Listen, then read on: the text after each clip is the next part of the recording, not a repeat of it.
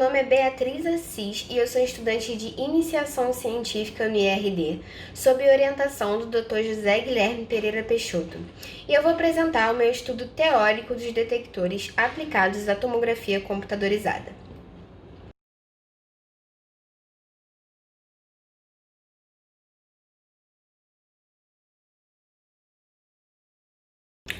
Bom, eu gostaria de começar falando sobre a descoberta dos raios-x, que foi em 1895 por um físico alemão que estava estudando a condutividade dos gases e acabou descobrindo os raios-x. E foi visto que se tratava de um fenômeno ondulatório por causa da interferência, que é a assinatura do fenômeno ondulatório, e também se tratava de uma radiação eletromagnética, pois ela não sofre desvios nem de campos elétricos e nem de campos magnéticos. E o seu comprimento de onda é cerca de 1000 vezes menor que o comprimento de onda da luz, o que caracteriza uma alta penetrabilidade dessa radiação, que é absorvida com maior eficiência por materiais com alta densidade ou alto número atômico, e por isso são empregados coletes de chumbo em hospitais ou clínicas que utilizam os raios-x.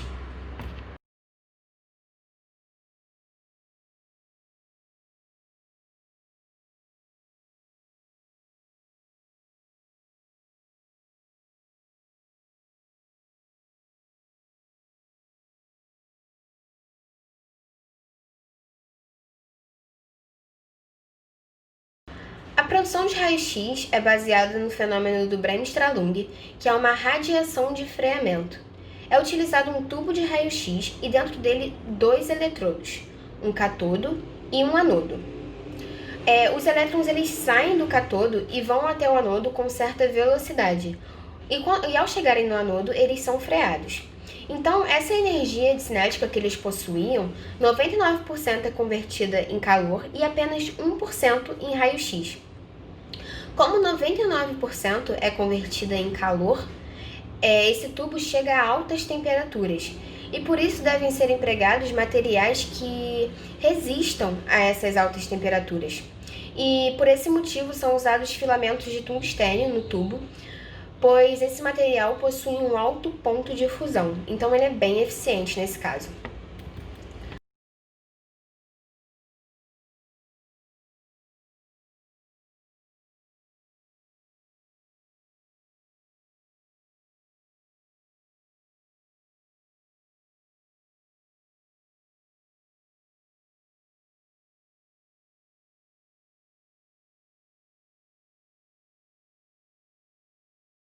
Fenômenos físicos da interação dos raios-x com a matéria. Bom, quando a radiação interage com a matéria, ela produz certos efeitos. E na tomografia computadorizada, dois desses efeitos são produzidos: o efeito fotoelétrico e o efeito Compton.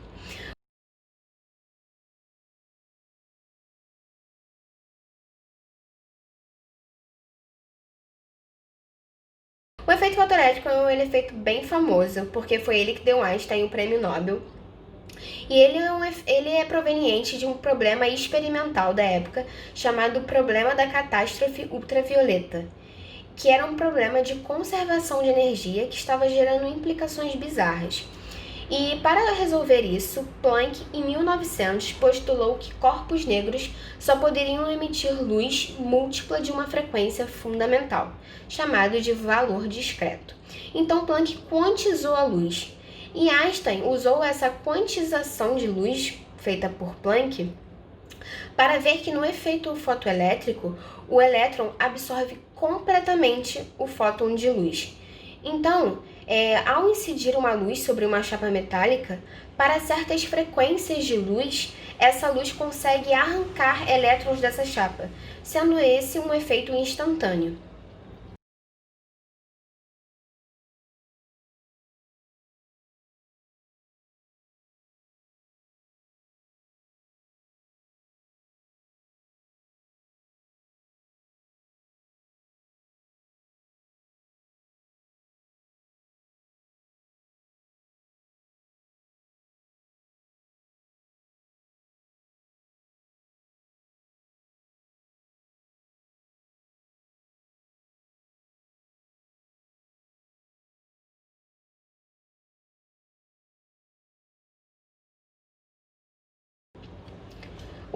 Já no efeito Compton, o elétron ele não absorve completamente o fóton de luz, e sim parcialmente. Então o elétron ele é ejetado, porém o fóton que não foi absorvido completamente, ele é espalhado.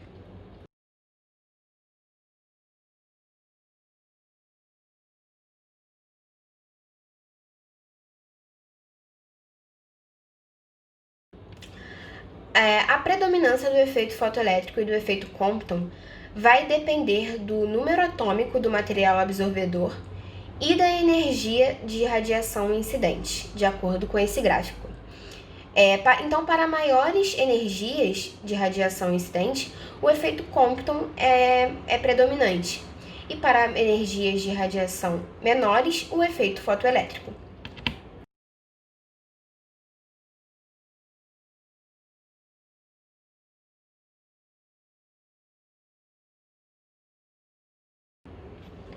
A tomografia computadorizada segue o princípio de ALARA, que são doses tão baixas quanto exequíveis. Ou seja, as doses de radiação em tomografia computadorizada devem ser as menores possíveis, porém sem prejudicar a eficiência e qualidade do exame. E isso é uma necessidade operacional prevista pela resolução da diretoria colegiada de 20 de dezembro de 2019. E a tomografia computadorizada também segue os níveis de referência diagnóstica, que servem para indicar as doses de radiação que estão fora dos valores estabelecidos como ideais.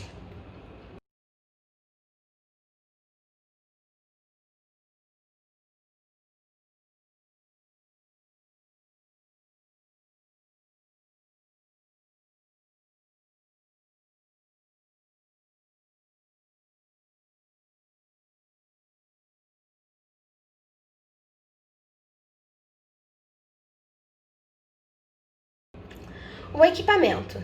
No gantry há os filtros, os colimadores, os tubos de raio-x e os detectores. Nos filtros, os filtros servem para filtrar a radiação que não vai ser utilizada para o exame, não vai ser benéfica para aquele exame. Os colimadores servem para direcionar melhor o fóton de raio-x. Os tubos de raio-x, como foi falado, servem para produzir os raios-x e os detectores vão ser abordados agora.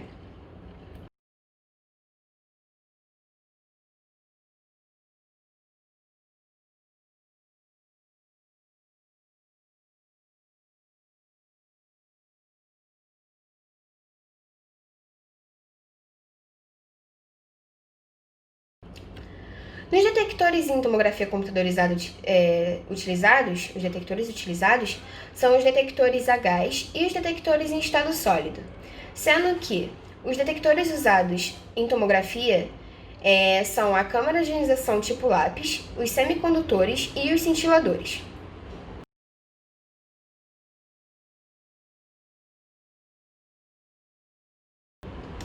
Detectores a gás. O detector mais utilizado em tomografia é um detector a gás e é a câmara de ionização tipo lápis. Ela é uma câmara cilíndrica que é preenchida por ar. E por ser cilíndrica, por isso o nome, tipo lápis, a radiação incide de forma uniforme nela. E o seu princípio de funcionamento se baseia em dois elementos, uma janela coletora e um eletrodo central. Essa janela coletora ela é conectada a uma fonte de alta tensão que vai servir para gerar campo para o funcionamento dessa câmara. E o eletrodo central ele é conectado a um eletrômetro que vai ler os sinais das cargas produzidas. Então, ao incidir uma radiação sobre essa câmara, essa radiação vai ionizar os átomos de ar que tem dentro dela e vai gerar pares de carga. E esses pares de carga, ao ser aplicada uma diferença de potencial neles, eles vão viajar de acordo com a sua polaridade, formando uma corrente elétrica, produzindo uma corrente elétrica. E essa corrente elétrica vai ser lida em kerma e vai ser proporcional à energia de radiação incidente.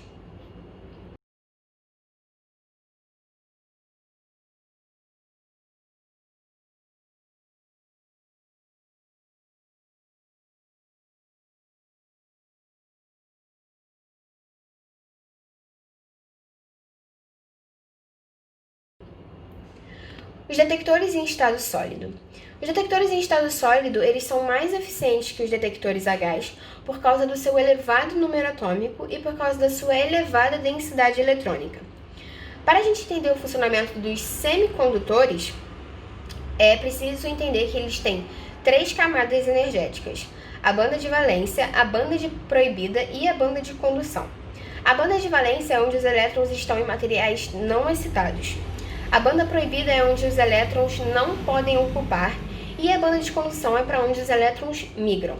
Então, nos semicondutores, essa banda proibida ela tem uma largura média. Ela não é nem tão larga e nem tão fina. Ela tem ali um valor médio e os elétrons vão ter que ter a energia necessária para pular da banda de valência para a banda de condução.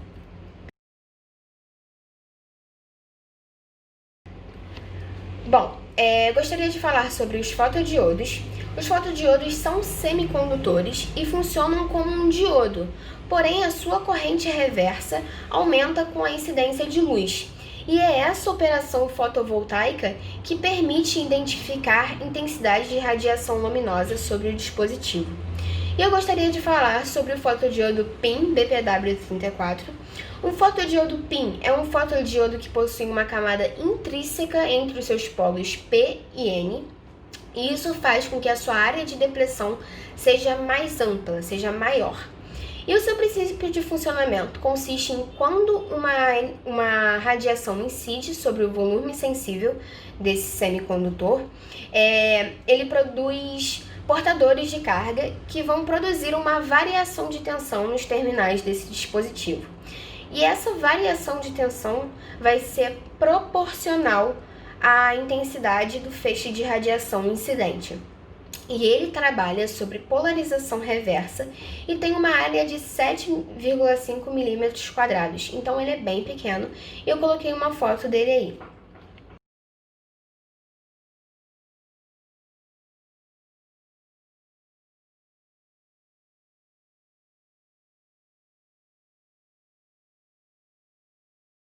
As vantagens dos fotodiodos.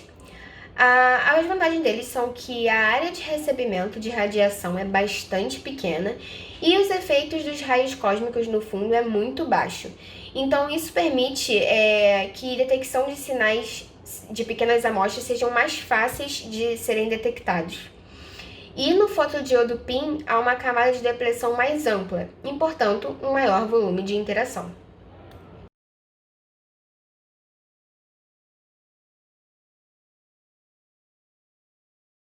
Nos cintiladores, eles também são detectores em estado sólido, e o fóton excita apenas um elétron no cintilador.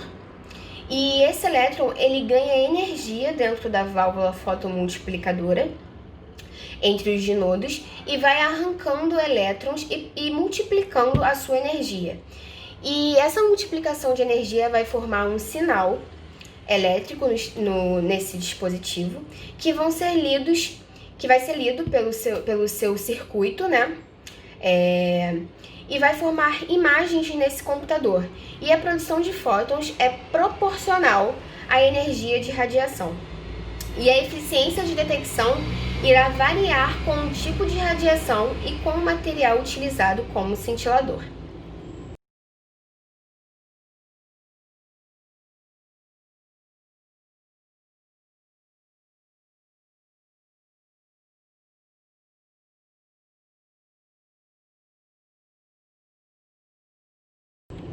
A calibração dos detectores.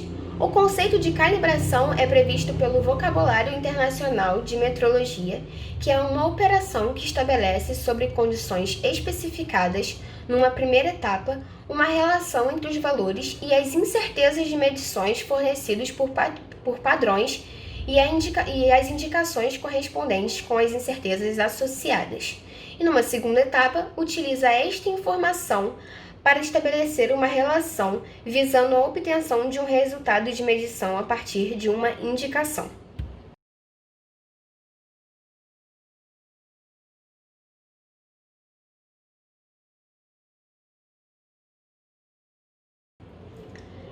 E as instituições designadas para as calibrações são o Laboratório Nacional de Metrologia das Radiações Ionizantes, no IRD, o Laboratório de Ciências Radiológicas, na UERJ, e o Laboratório de Produtos para a Saúde, no Instituto Federal de Educação, Ciência e Tecnologia, na Bahia.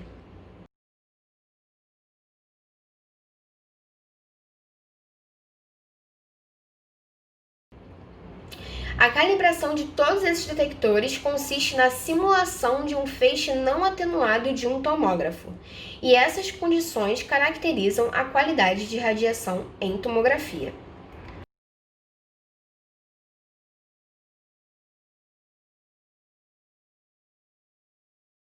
A qualidade de radiação em tomografia, RQT, ela é caracterizada em termos de primeira camada semirredutora, tensão de pico prático e filtração adicional.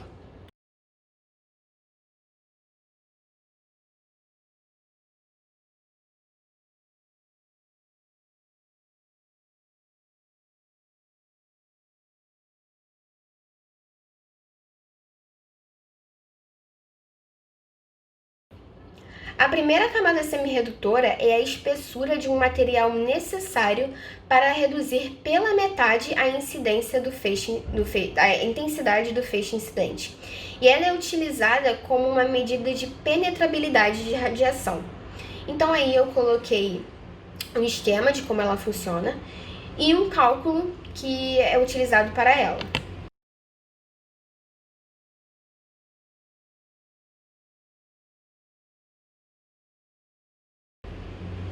A tensão de pico prático, ela é em kV e ela é uma grandeza puramente elétrica.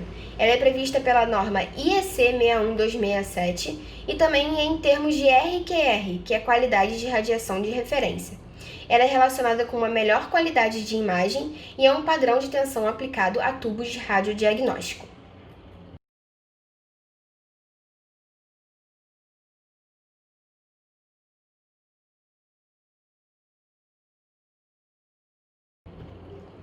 Filtração adicional. Ela é composta de alumínio e cobre e está associada à remoção dos raios-x de baixa energia que não contribuem para a formação de imagem diagnóstica.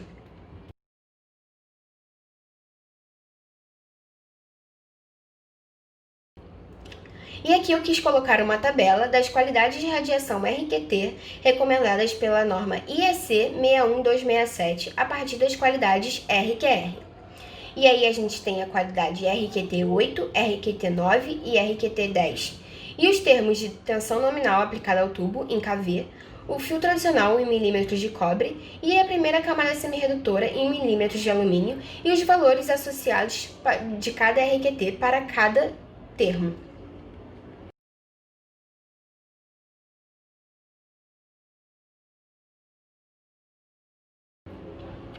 Com isso, eu concluo que as qualidades de radiação RQT estabelecidas pela norma IEC 61267 conferem ao tomógrafo confiança e estabilidade, de modo que obedeça o princípio ALARA. Os fotodiodos podem ser vantajosos como detectores em TC e por isso é viável começar um estudo de sensores inteligentes na área da internet das coisas para ver as suas viabilidades e aplicabilidades dentro da metrologia 4.0. Eu agradeço ao CNPq pela minha bolsa, ao IRD, à CENEM e à UF por todo o apoio. Agradeço também ao meu orientador José Guilherme Pereira Peixoto e ao seu grupo de alunos, do qual faço parte, por toda a ajuda e por toda a troca. E esse foi o meu trabalho. Eu espero que vocês tenham gostado. Para qualquer dúvida ou qualquer comentário, estou à disposição de vocês. Muito obrigada!